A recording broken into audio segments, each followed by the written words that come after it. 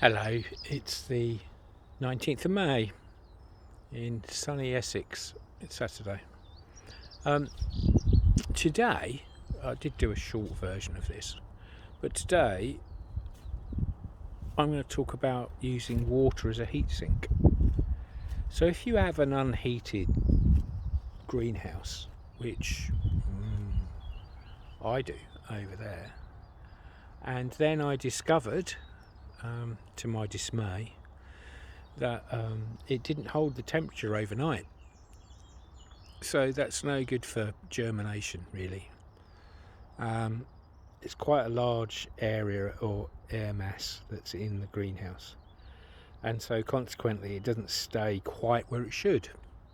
So, having thought about that for some time, well, a little while anyway, I came up with the idea that actually one way of trying to maintain and balance the temperature is by having water in containers, sealed, because you don't want to add to the humidity, in the greenhouse.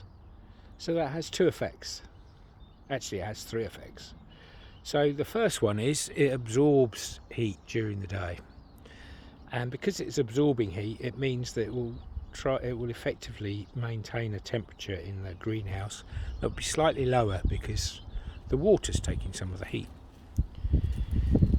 Later on, when it comes to the evening, the water will be much warmer than the air around, and therefore the water will dissipate some of its heat, again kind of balancing that temperature overnight. So I'm going to see what happens with that, because there's no reason why that's not going to work. And there is a third thing, and the third thing is you actually have available to you water in your greenhouse, unless you have, or you're lucky enough to have, a water supply. So what I'm doing is I've got a couple of these.